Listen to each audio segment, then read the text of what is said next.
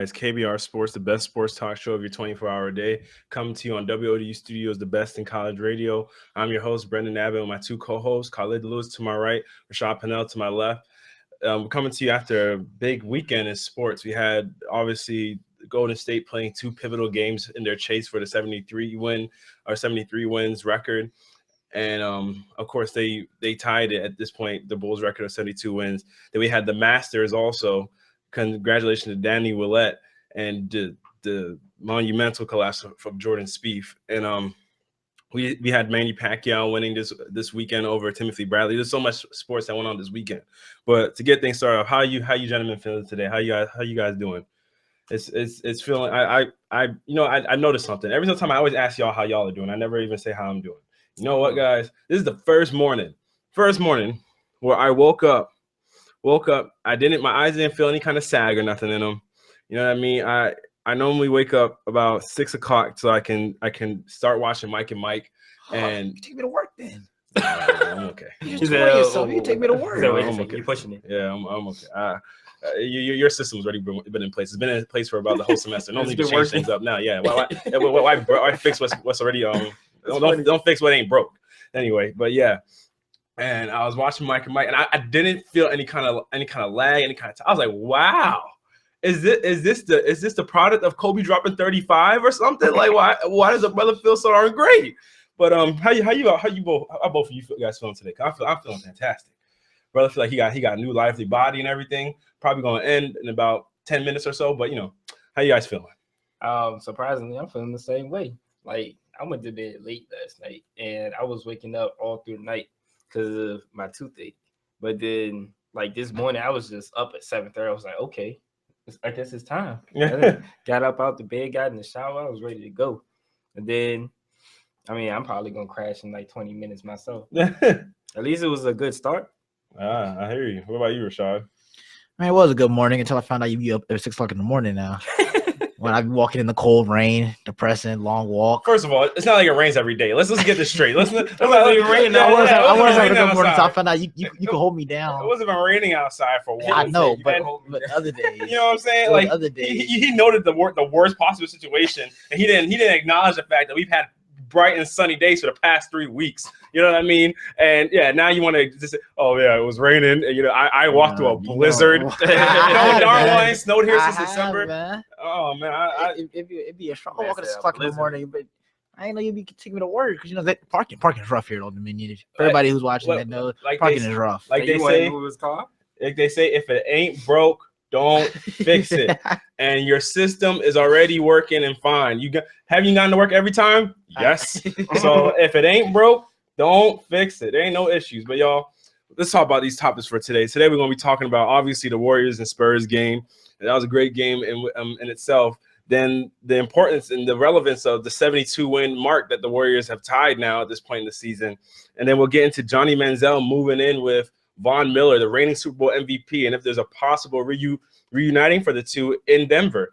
And then we'll talk about maybe possible, if there should be a Manny versus Floyd part 2 with the two possibly facing each other, even though they both have seemed to be resolute in retiring at this point. But let's jump right into it. The Spurs and the Warriors played last night.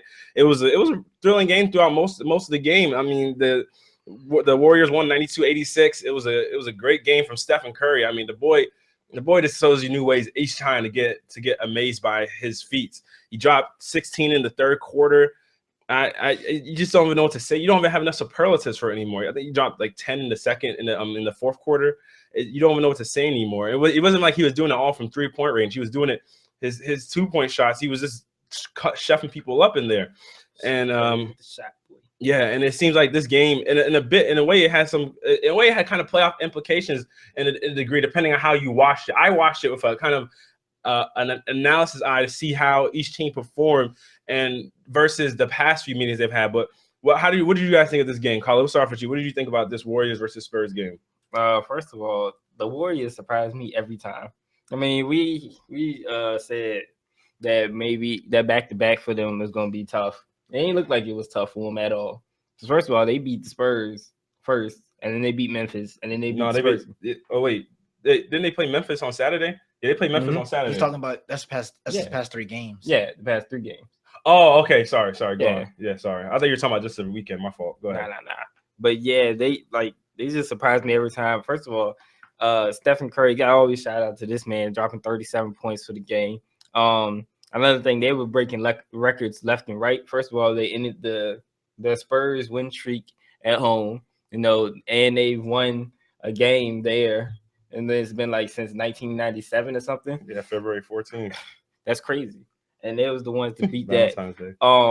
They broke a record for being the only team in NBA history to not lose to the same team in the same season. Well, they lose twice to the same team in 2 seasons. Never lose back-to-back games. A bunch of other things. And then not to mention to tie the record with the Bulls, and they're on the verge to breaking that. So, I mean, the game was amazing. The Warriors team is just a great organization. And shout out to my man Steve Kerr. Scottie Pippen even showed Steve Kerr some love on Twitter, and Stephen Curry. You got to shout out to that man's coaching and just the whole team, the whole organization in general. Okay, Rashad, what did you think about the game? It was a great performance by the Golden State Warriors bench. Because if you see, they held it down for going in the fourth quarter. Steph Curry and Klay Thompson actually, and Draymond Green were all able to sit out for 6 to 7 minutes in the fourth quarter, while the bench players built the lead for them. So when you have your bench players playing like that, and then the MVP dropping 37, there's nothing really you can do about that. You can't really control what's going on. Harrison Barnes got hot in the fourth quarter. He turned it on. He pretty much took the role of Steph Curry, and while Steph Curry was on the bench, because he was just pulling threes. Taking it hard to the basket. Harrison Barnes did what Harrison Barnes was supposed to do. Draymond Green didn't have a big game, but we still see his impact in the game made a difference. You still have the people who be like, well, they didn't have Tim Duncan. Tim Duncan didn't play. They didn't get the ball to Marcus Aldridge enough. You're gonna hear stuff like that a lot all the time. Just to find something negative about what the Warriors are doing, that's great. But the first game, all the Spurs played, and then all the Warriors played, and the same outcome. The Warriors still won. So, the other thing I take from this game is that the Warriors played their game, played up tempo, managed to hit shots, managed to have Steph Curry going off. And I think the Spurs need to realize that you have a force down there with LaMarcus Aldridge. You need to constantly give him the ball. You need to give him the ball like I used to do Tim Duncan when Tim Duncan was in his prime, because Golden State had no answer for LaMarcus Aldridge. It just kind of went away from him.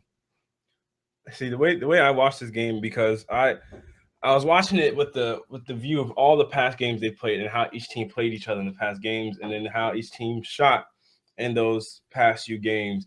And in watching those games, because there are going to be those people that say Tim Duncan didn't play, but it's weird to me because we had the people that say that, we had the people that say Festus didn't play and Andre Iguodala didn't play in that Spurs win. So it goes both ways for that as a point to that matter.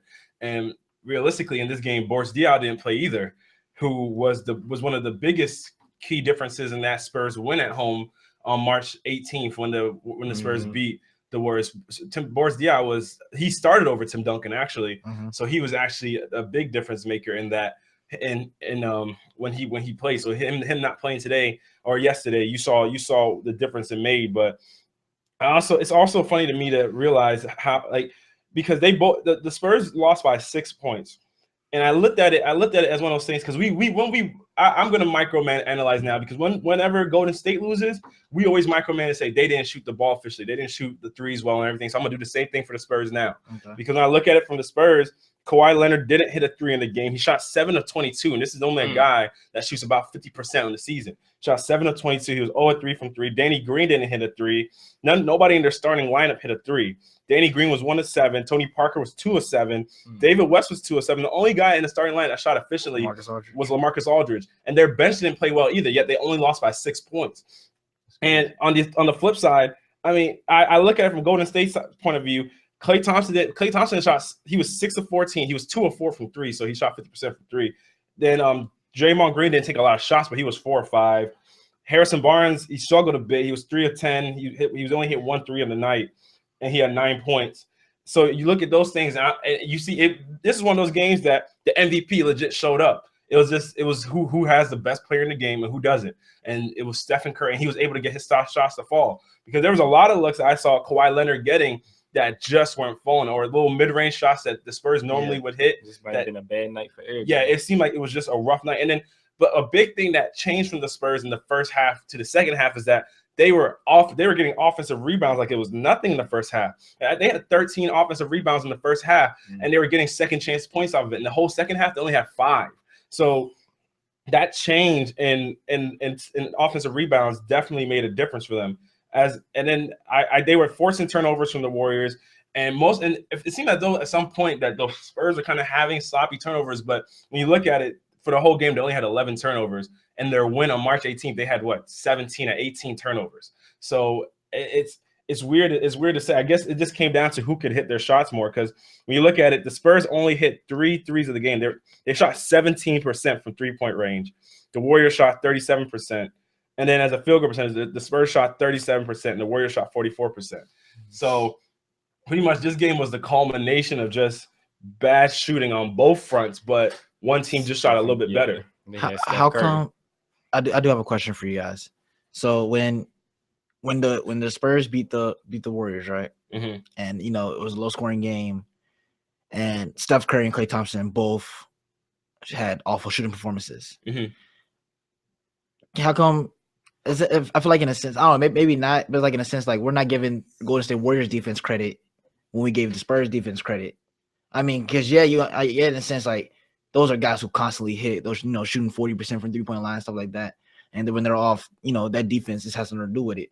But can we not say the same thing right now with the Golden State Warriors defense, that maybe there was a reason that the team shot so bad other than Marcus Aldridge? Their defense played a part in it, but just like we did for the Warriors when we said those are shots they normally would hit, we got to do the same thing for the Spurs. Mm-hmm. We can't backhand, compliment one guy and then not be able to do the same thing for one guy. Just like for the Warriors, we said up here and we said Stephen Curry would normally hit a lot of those threes he gets. Klay Thompson normally hits a lot of those threes he gets. They just weren't hitting them. Yeah. Just like in this same game thing with Kawhi Leonard. When is Kawhi Leonard gonna go 7 of 22 and go 0 for 3 from 3, and Danny Green's gonna go 0 of 6 from 3. And it's not like Danny Green takes contested threes. His threes most of the time are open. Yeah. Danny Green's a spot-up shooter. So when is he going to go 0 of 6, 1 of 7 from 3? He only had 2 points in the whole game. And that's your knockdown shooter. And then Tony Parker, 2 of 7. That man, his shots are pretty much mid-range down. He didn't even attempt a 3. And he didn't hit anything. So it was just Golden State's defense did play a big part in it. It's just they also just had a bad night. Yeah, they had a bad shoot and then only lose by 6. So I'm hoping, man. That's crazy. It's one of those things. I'm hoping that this ends up being a playoff matchup because if they both come together, like their team both healthy and they playing at 100% and they hitting shots back to back, it'll be like a great series. Yeah, you know what I mean. It's one of those series that you just look at it and even though it's something to a degree. Definitely the Warriors season is overshadowing the Spurs season, but the Spurs almost could have went 41-0 at home, which never has been done before. And I mean, we had two teams in the same season that could have done that. The Warriors, until they lost to the Celtics, at that point they were 37-0 at home. And so you look at it and you're like, wow, both of these teams could have possibly went 41-0 for this whole season. So they're both having great seasons. And even though we acknowledge teams like Oklahoma City and the Clippers, I mean, these guys are definitely 1A, 1B in the Western Conference. And a team like Cleveland in the Eastern Conference is probably you're probably looking at them in that same, even though they're at the top of the East, you're probably looking at them in that same area. You're kind of looking at Oklahoma City and to the Clippers to a lesser degree, because Oklahoma City to me is better than the Clippers. But their play doesn't display it though. What? Oklahoma City's played on display that they're better. Well, they're too shaky of a team. They're just too shaky. They play well in spurts. It's really weird. How they just reeled off that 8-game winning streak out of nowhere. It's really Oklahoma City doesn't make any sense. That Oklahoma City's like one of those teams, you know what I mean? They have the talent, so you just roll the dice with them. And you're like, we'll see how it goes, but you never know in totality how Oklahoma City's how they're gonna perform. And it seems as though, I mean, obviously they're undefeated when Russell Westbrook gets a triple-double. So they haven't lost yet when he has a triple-double. But in the same sense, it's like, man, it takes this Herculean effort from a guy in order for y'all to never lose. Like that's amazing. But staying in the same realm with the Warriors win and their game against the Spurs, this win actually propelled the Warriors to a record of 72-9. So now that we see this, now that they tied the Bulls record essentially, and they have one more game Wednesday night against the Memphis Grizzlies. There are no more back-to-backs. They'll have a few days of rest, and their game is going to be on ESPN 1, and then Kobe's final game will be on ESPN 2. How do you guys think the importance of this 72 wins is, as a record now that they tied the Bulls record? Rashard, what's up with you? What do you think about it?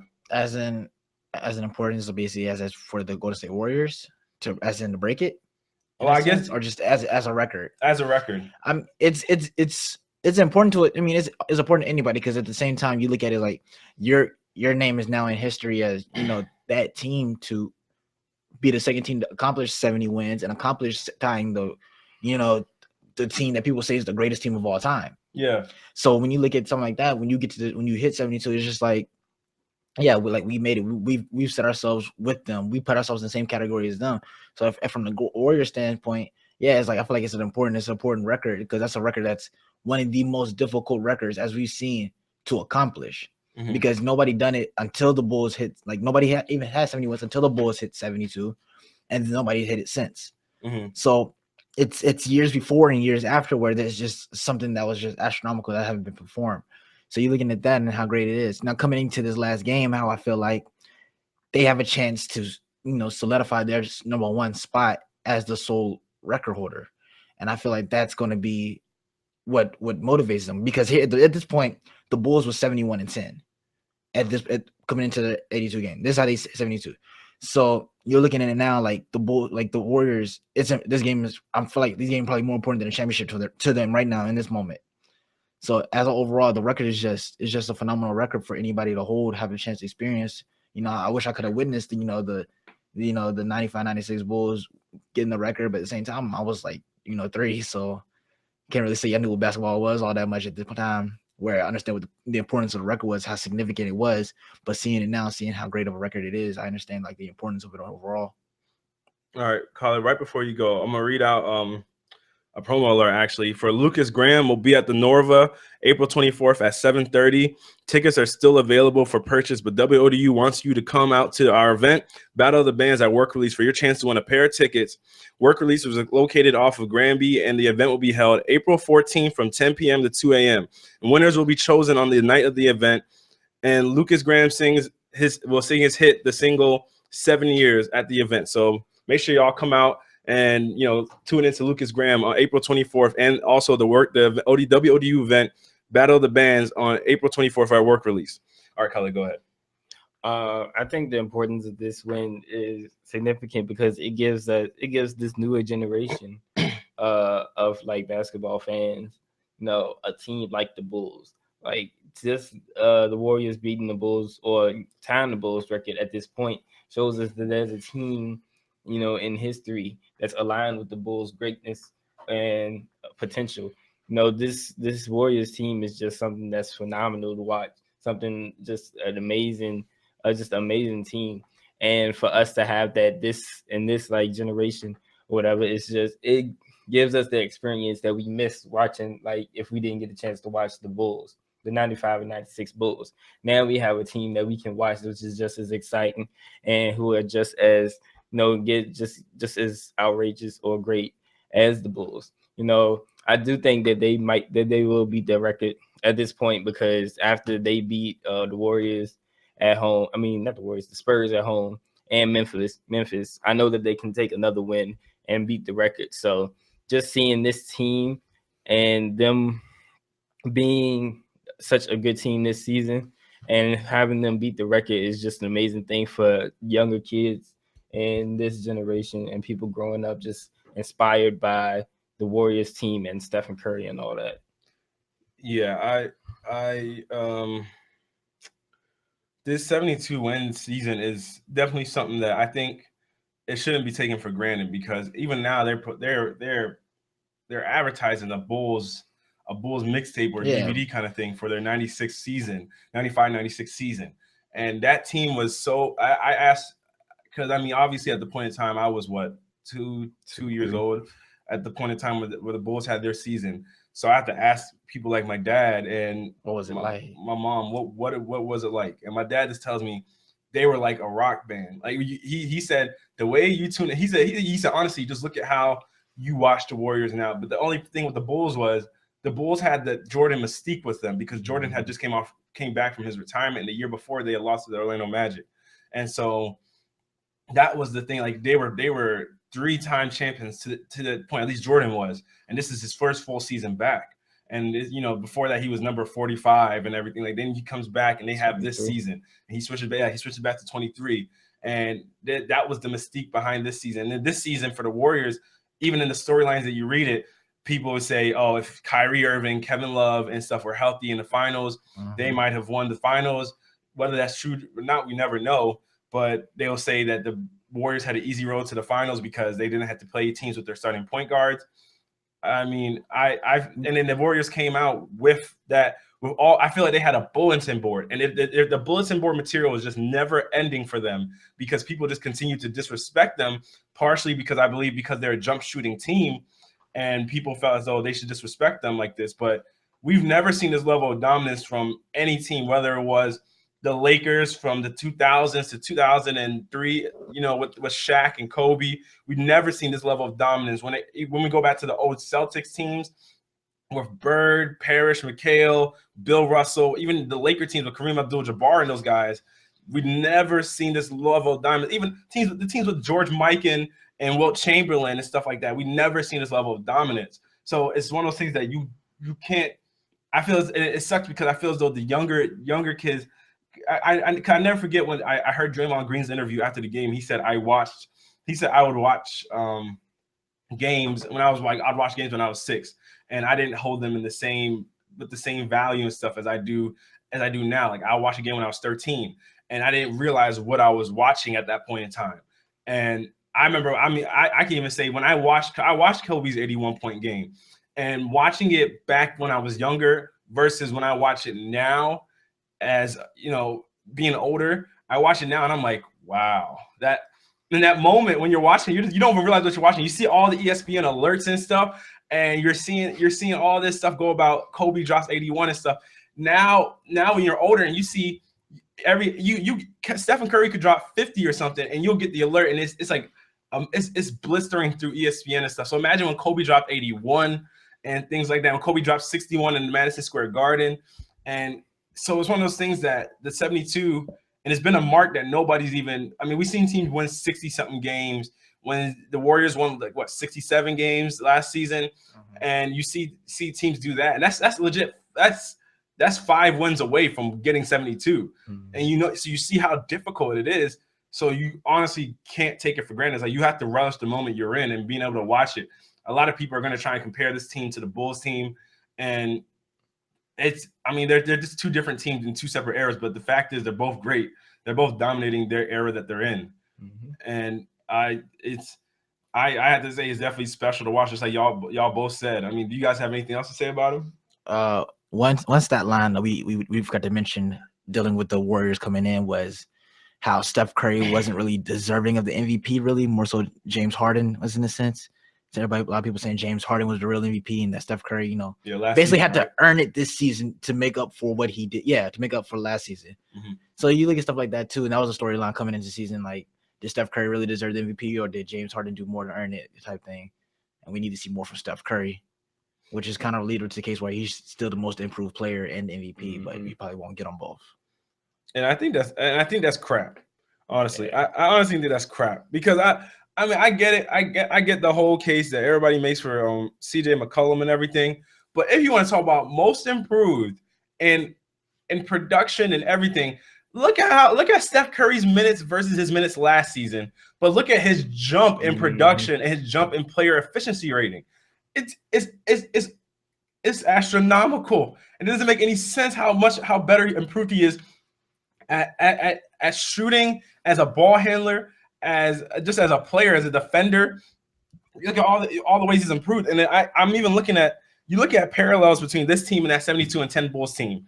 At this point, for the Bulls, Jordan was averaging 30 points and 30.4 points, and Jordan was nice. You look at he's shooting relatively 50% from the field. He shot 42% from 3-point range. And he shot 83% from the free throw line. And you look at Stephen Curry, and Steph at this point is averaging 29.9 points Yeah, Steph's nice too. Yeah. shooting 90% from the free throw line, Whoa. and he's shooting 50.2% from the field. And wow, You got 3 pointers. Wow. You already shoot Two from is 3 pointers? nice. yeah, his 3-point percentage is 45.2%. Hey, so other Hey, than Jordan basically. Haddon was 30.4. Yeah. So all Steph Curry got to go do now is drop 55. I mean, he can do that. 55, he has the same stats as Jordan. That's all you got to do. that is it really 55? Nah, it's not 55. I'm just saying, like, there's no way unless he has a 100-point game, he's gonna go from 29.9 to 30.4. Yeah, That's nah, he just can't get too no big of a from jump. That's But still, the his whole season. the 3-pointer, field goal, and Oh, you never free know. He throws. might drop 81. nah. he even said that he doesn't. The way the Warriors play, Kobe had to do it. Yeah. That's the thing. Kobe's team was so bad. Kobe had to. Come on. They No, it's suck. the truth. There's no being nice about it. They suck. Come on. There's no being passive aggressive about it. Kobe's team wasn't up to the standard of Steph's. No, they sucked. That's what it was. They sucked. They only were in the first round each year because Kobe always had an average. Kobe averaged 35 in a season. There's no reason to That's I got you to crazy. do that. There's no reason for it. I mean, Jordan did it just because it was fun. Kobe had to do it. Like Kobe was forced to. Yeah, man. Michael Jordan. There was no need for Michael Jordan to be averaging 30-something points, 35-something points a season. Then I said, "Well, I'm gonna just drop 69 this game." Yeah, you know what I mean. Michael Jordan just did it because he thought he saw enjoyment in it. He was like, you know what? Let me show these boys there's a difference between me and you. And so he would do things like that. Kobe was like, man, he looked to his right. He saw on the post he had whenever he called for a screen, he saw who the screener was. He was like, Kwame Brown. Looked to his left, looked at the guard who he was kicking it out to for the three. Smush Parker. And they called him in a ball. Looked back at Phil Jackson and was like, what have we done? And then Phil was just like, shoot the ball. It's up to you. It's up to the you. isolation play call is just Kobe go. That's legit. That's what it always was. But what I definitely would say is that people should try to, instead of trying to knock the Warriors for being a jump shooting team, all this stuff, whether you think the Bulls or the Warriors would win in a head-to-head matchup, enjoy the moment, because I feel as though that's what a lot of people haven't done. I talk to Rashad about it all the time, and I've talked to Khalid about it a few times too. One thing I feel that people have let go by the wayside with LeBron James is that they don't accept how great LeBron is because you're so quick to find criticisms about him. Exactly. Think LeBron James has been to 5 straight NBA Finals.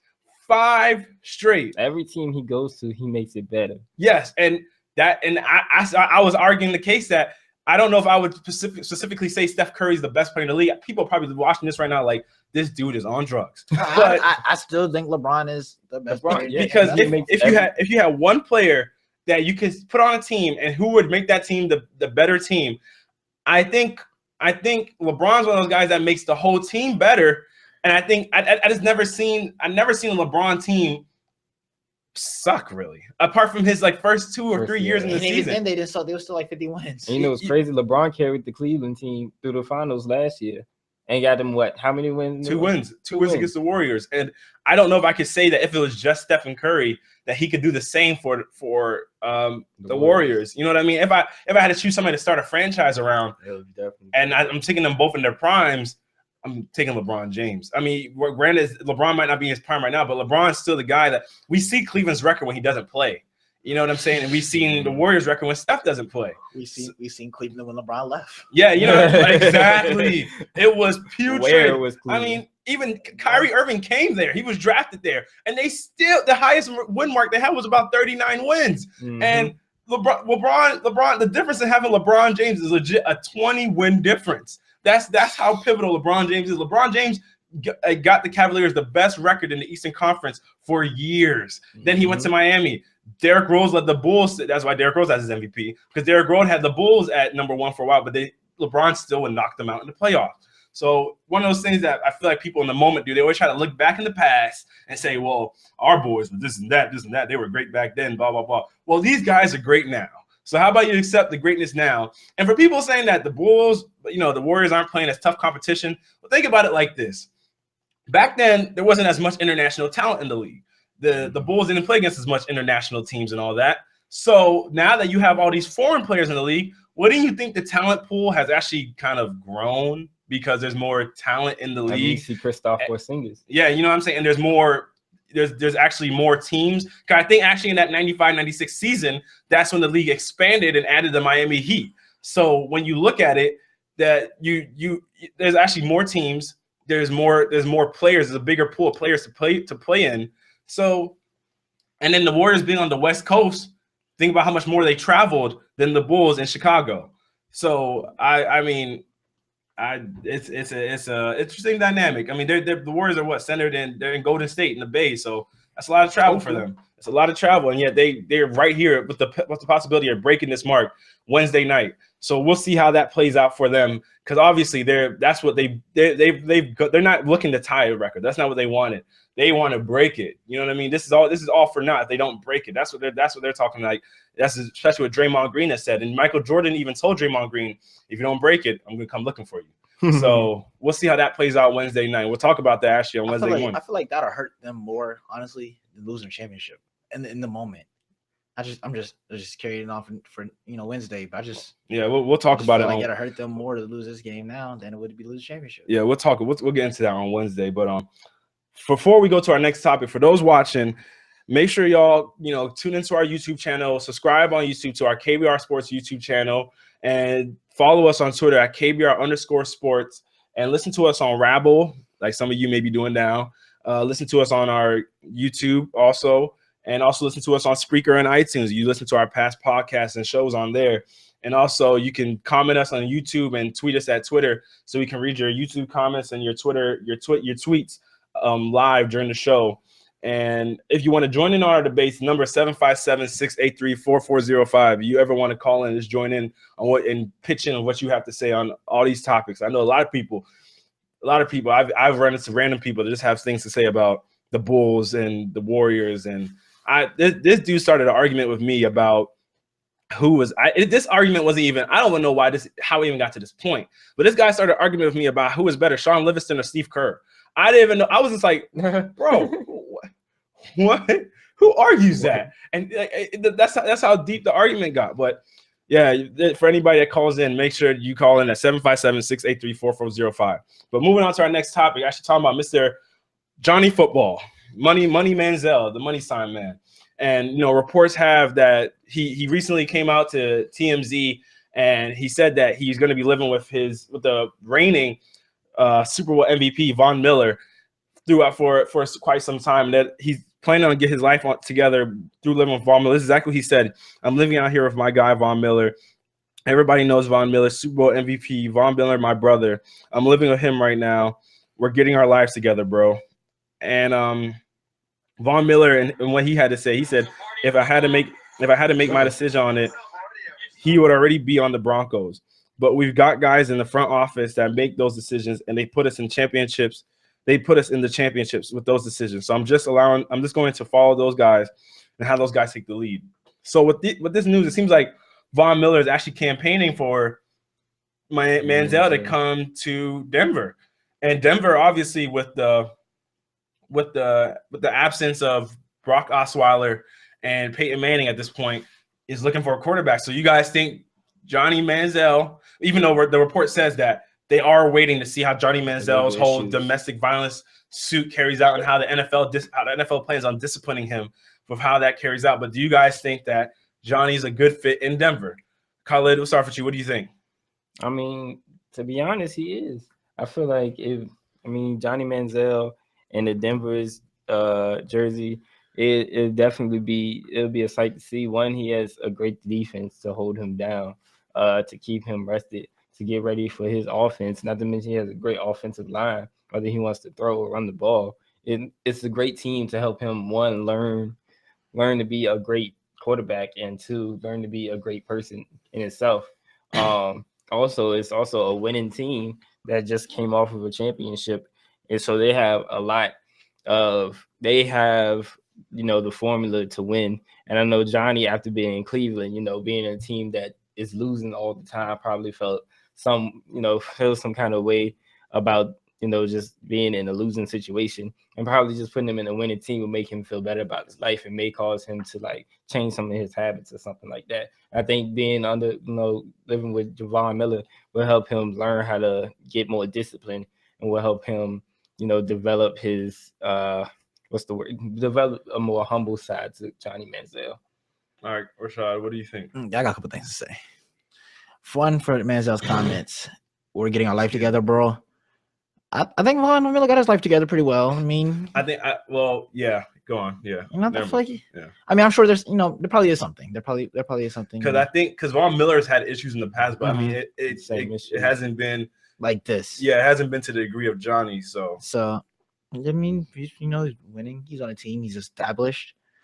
Also, Manziel's not a didn't the Broncos also get rid of C.J. Anderson? Yeah, no, they actually paid again to bring him back. They paid to bring him back. Oh, he was on the offer sheet. Yeah. Okay, so he thought he was gone, and he was surprised when they brought him back. So you have a running back you can run a read option with. I feel like he's more of a downhill runner than left to right runner. So you're running a lot of read options with him through the middle in a sense. Manziel isn't. He's not your Peyton Manning, not your Brock Osweiler type quarterback. I don't think he can sit there and learn from the quarterback coaches that Peyton Manning learned from, that Brock Osweiler learned from, get some inputs from John Elway. I just don't think it'll suit him. Yeah, to make him. It's kind of how Tim Tebow was. Tim Tebow went to all these greats to learn, but at the same time, Tim Tebow was still the Tim Tebow that everybody saw. His play style is still, I can run the ball. I can make more plays with my feet probably than I can with my arm. I don't think going to Denver is going to help Manziel do that. He has a team to win, but can he make that team win? That's how I feel about Johnny Manziel. It's certain teams that he can play for that make an impact, and I don't think the Broncos is one of them. Huh. See, the Tim Tebow comparison is funny because I think Johnny and Tim Tebow's problems are different. Mm-hmm. Johnny can throw the football. Mm-hmm. Tim Tebow can't. I can't say he can't. Tim Tebow flings it. I mean, he can't throw it accurately. His accuracy got better though from working on, but it still didn't. I mean, we didn't get the chance to see it because apparently it wasn't accurately enough. I mean, Belichick thought he took a chance, and Belichick cut him when he did cut him. Playing him. He did cut him, but I mean, if you put him behind Tom Brady, you're like, hey, if Tom Brady goes out, we rely on you until the end of the preseason. He brought him in for the practice and everything. He didn't even make it to the season. Nope. That shows you. I mean, Tim Tebow, as Stephen A. Smith would say, Tim Tebow, that's my friend. He's a great guy. Tim Tebow's a stand-up guy. It's not like It's not like you're taking shots at his personality. The boy can't throw. As simple as that. He can't throw. In the NFL is a quarterback league. You can't throw. You can't make it. I mean, there's a difference between game manager, and some guys are game managers, so you're not expecting them to win you game, but they can at least throw it accurately 10 yards or so, manage the game. We're not asking you to throw deep to be, to go and be a hero. We're asking you to manage the game a little. Tim Tebow couldn't even do that. Like Tim Tebow, think about what the Broncos had to do when Tim Tebow was there. They ran the ball 70% of the time. But Tim Tebow went a whole half without attempting a throw. He went a whole half without attempting a throw. That's amazing. And their defense was so good that that's relatively how they kept in games. And Pittsburgh Steelers fans, Khalid, oh my be God, ashamed of yourself. Because the fact that y'all let Tim Tebow beat you on a throw, actually, you know what? I don't even blame you because you probably brought everybody up to the front line of scrimmage not expecting it. I'm just saying. Of course, exactly. Stop with the slander. Not expecting him to make no throw. I'm not slandering him. Tim Tebow is a winner. Oh, he did. The Dallas Cowboys ain't signed him. He caused the win. Oh, y'all got Romo, but now y'all talking about looking for a quarterback in the draft. But the Dallas Cowboys ain't brought him in. At the time, Romo was in his prime. You talking about now? Tim Tebow's still young. Y'all can still go get Tim Tebow. Think about his body. Tim Tebow ain't been in the game for a minute. Neither has RG3. You can't take your shit. Neither has RG3. RG3's been out for a year. Been practicing constantly and stuff. So who says Tim Tebow ain't been working? You're right, but he ain't been working on saying. Hey. Brett Favre was gone for years and people are still contacting him. Because he was a legend. 40-something years old. He's a legend. But he's old. Hey. No Tim Tebow slander. I'm just telling the truth. I'm just telling the truth. I'm just saying Tim Tebow's line is ringing dry right now. My man Timmy T was a winner. No, I didn't know first round of the playoffs meaning you were a winner. Hey. If that was the case, then Tony Romo will be a winner too. People don't call him that. So Tim Tebow ain't no winner in this book. Yes. I'm sorry. Tim Tebow's not no winner. He's a one-time wonder, but he ain't a winner. But he's a winner. He ain't a winner. He's a one-time wonder. There's a difference. Tom Brady's a winner. Okay, Yeah, that's a winner. Yeah, that's a winner. That's how you win. Russell Wilson wins. Aaron Rodgers is a winner. Tim Tebow, you made it fun. You made it fun. You made it. got one. RG3 right now is a one-time wonder. He ain't a winner. He's a one-time wonder. That's what RG3 is. All he has is his rookie year to go off of. That's all. Everybody's hoping he can bring back some semblance of that guy. That's all RG3 is living off of right now. But to go on to Johnny, I think because him and Gary Kubiak are both former Texas A&M guys, and he's been linked to the Broncos. Him and Gary Kubiak have had discussions. So I think it'll be interesting because he doesn't need to be in this offense. He doesn't need to be Peyton Manning. I mean, definitely don't need to be Peyton Manning. Peyton Manning won't Peyton Manning in this offense. So the defense and they can still win. Yeah, you know what I mean. The defense and they can still win. That's the key point of it. And Brock Osweiler, Brock Osweiler it wasn't outstanding with this team, but he got the job done, and they were still ready to throw him about what 14, 15 million or so. So you look at that, you look at those things, and you're like, okay, the only issue with Johnny is can he stay on the field? Can he stay out of trouble enough to stay on the field? And does he have the ability and the talent to bring wins to our organization? The talent says he does. I mean, Johnny, if you want to talk about measurements, he measures a lot similar to Russell Wilson. Russell Wilson's bigger in size, but when you look at Johnny can throw the football, he can move, so you can run read option and stuff. Gary Kubiak's the guy that likes to run the ball. So you know, like you're gonna need Johnny to go out there and throw the ball 40, 30, 35 times. So it could be and you got John Elway at the head of it, all things. So if you want to bring in a guy that relieves you of Mark Sanchez, hey, Johnny's line is always open. Mark Sanchez is a winner too, yo. Don't forget about that. Whoa, Mark Sanchez is a winner too. Let's stop there. Let's stop right there. You realize you talk about people who had great defenses helping them. See, there's nothing wrong with having a great defense. But the thing is to be a winner, because if that's the case, you got to also cause the win. You have to have some contribution. Yeah, if that's the case, then Luke Walton is a great winner. DJ Banga is a great winner. That's different. Oh, that's not different at all because they were on the teams that won. They were on the teams you got to actually do something. But they did. They were the quarterbacks. These guys, you're not even bench players. So was Trent Dilfer the big reason why they won the Super Bowl years ago when he had that astronomical defense? What was he? Yeah, quarterback. So just because and DJ Banga was a center. He's a center. He's a backup center. Backup. So what? He's still a center. He's still playing. He got Menace Log. Man. What you mean? Yeah, he got Menace Log. We just don't need to have no. What about Vladimir Radmanovich? What about Vladimir Radmanovich? He was a small forward. Huh? What about them? A bench player. What about Mario Chalmers?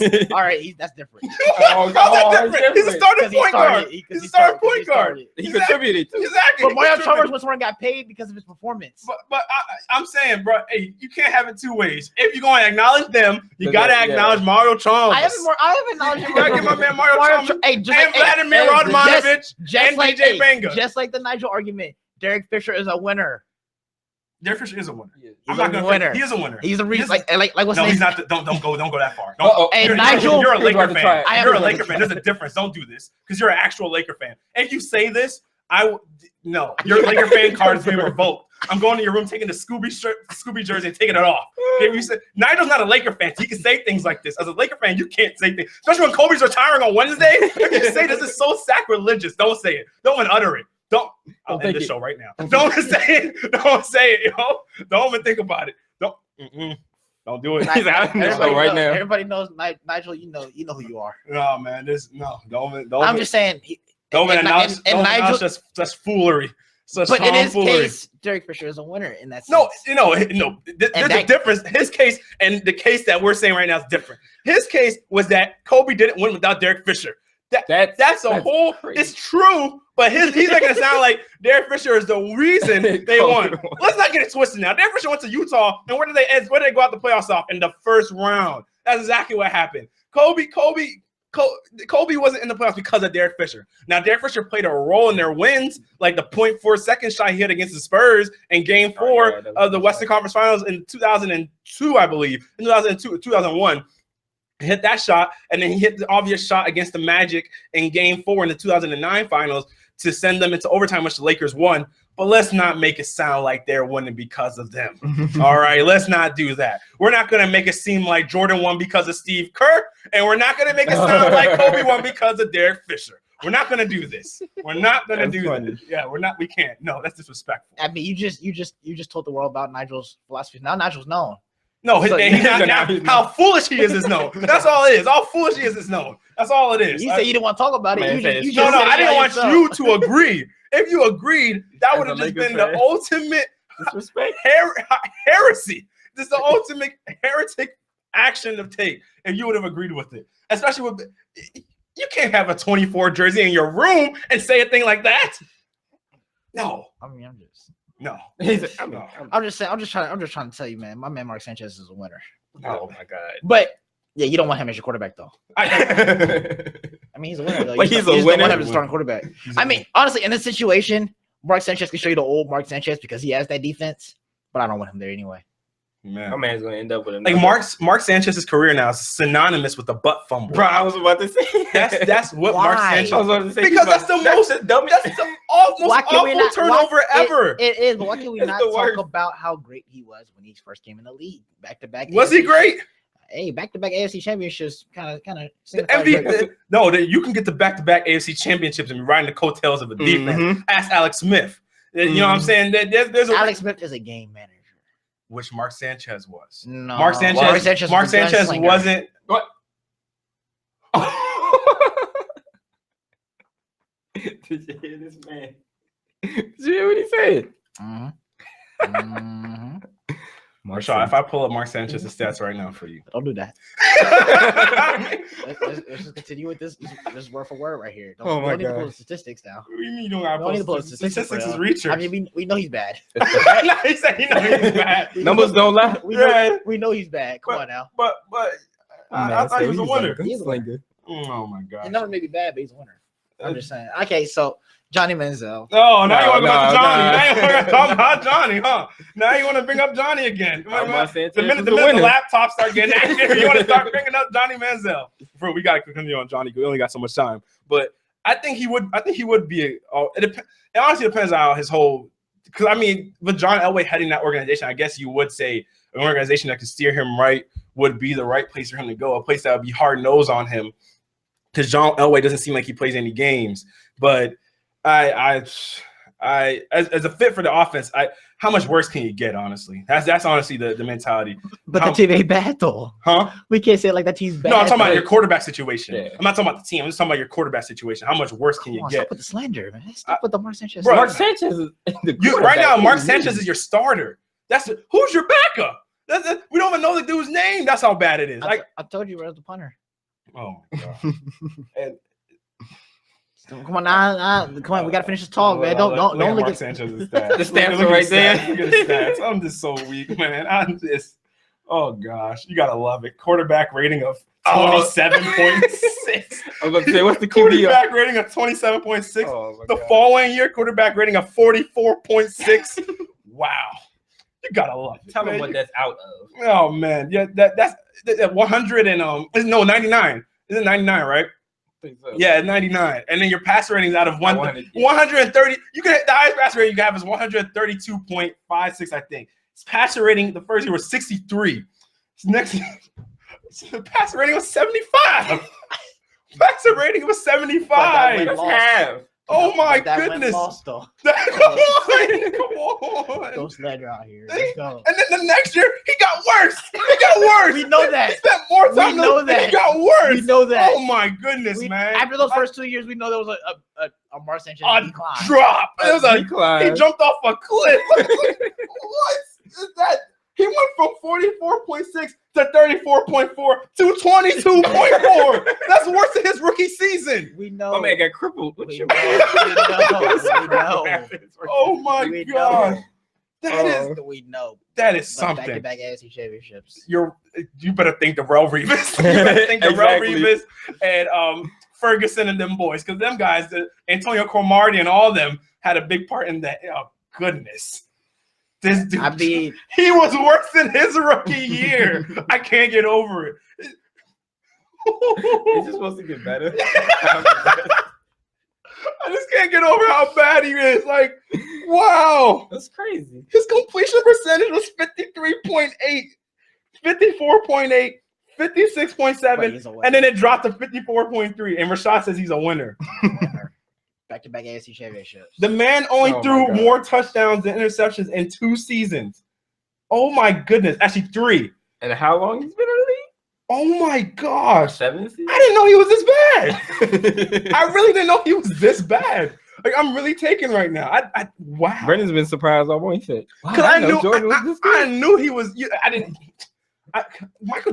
We all talk about how great Michael Jordan is. When you look at the stats, you're just like, wow, that's crazy. He was. But Mark Sanchez, you suck. Come on. You know what? I'm not in the NFL. You're in the NFL, bro. You got ups on me, but goodness, talk about a defense making your career. Come on, no. I'm just wow. Let my man be a winner. Hey, I'm sure he listened those same 2 years as well. You said what? I'm sure he listened those same 2 years. That's his heyday. That was when he was dating Ava Longoria and everything. Those were his good years. And you know what he thinks about right after that? The butt fumble. The butt fumble, man. Anyways, guys, you got to carry on to the last topic of the day. We only got a few minutes left in the show, and talking about after Manny Pacquiao this weekend fought in what's rumored to be what he claims to be his last fight of his career. Even though a lot of people don't believe it's going to actually be the last fight of his career, I have to wait and see with how he won over Timothy Bradley and what was a unanimous decision. And he won. What all the judges scored him 110 over Bradley, and now it seems at this point Pacquiao's 37 years old, and Floyd, who's 39 years old, who was 49-0, and Manny Pacquiao's 58-6-2 with 58 wins, 6 losses, and 2 draws. It was 38 knockouts. You look at it like that, and you're just sitting here. You wonder, will they fight again? Especially after the first fight. It had so much buildup. I mean, the fight drew over $600 million of revenue, and the pay-per-view cost $100 million. $100 to watch. I mean, come on, man. So you look at that, but then after the fight, apparently Manny had to get surgery on his torn rotator cuff, and a lot of people will say that he started the fight. He fought with the torn rotator cuff, and then others will say he injured it during the fight because he was swinging and missing so much that he tore the rotator cuff during the fight. But with this being the last fight of supposedly the last fight of his career, do you guys think that Floyd and Manny should get back in the ring to fight each other one last time? Kyle, let's start with you. What do you think? No, I don't think they should. Now, the amount of money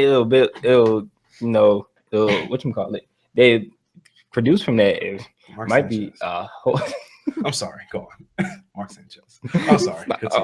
I'm just looking at the stats. I just can't get over it. The revenue they get from that would be amazing. But the thing is, all right, Manny Pacquiao, you got to win on Timothy Bradley, but you ain't beat Mayweather the first time. Mm-hmm. Now, I remember an interview, I think I referenced the interview before, with Stephen A. Smith and Floyd Mayweather. He said there's no formula to beat him. And that's true. The man hasn't lost yet. I mean, you can beat Timothy Bradley and this, that, and the third person, but you still ain't shown you can beat Mayweather. There's no real reason for you to get back into the ring with him when you've already lost. And, I mean, nobody else has found that formula to beat him. You can beat some of these great boxers out here, these people that are they're phenomenal with their hands and stuff like that, and you can get unanimous decisions, but Floyd Mayweather and his defensive play is just too great for you to even find a way to, hit him. Like you said in the fight, he probably they say that he might have torn his rotator cuff because he was missing so much. If you miss, you really think you should get back in the ring if you can't even hit the man? Yeah, it's rough. All right, Rashad, what do you think?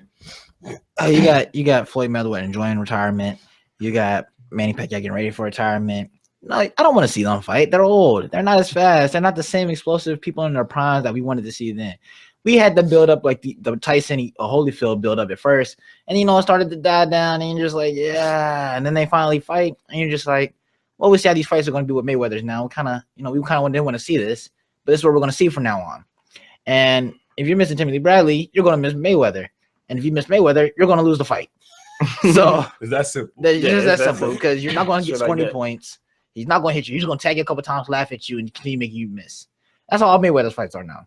I don't want to see them fight. That's how they're going to fight like that. And I mean, They're looking like Mermaid Man and Barnacle Boy out there. Both being Come old. on, So man. I don't want to see no on. fight like Chill that. out, You know what I man. mean? So Come on. I'm just looking at it like, Chill yo, out. there's no point in them fighting no more. It's we missed it. Let the two next race come on, and let's hope we build it up like the Holyfield Tyson jump was.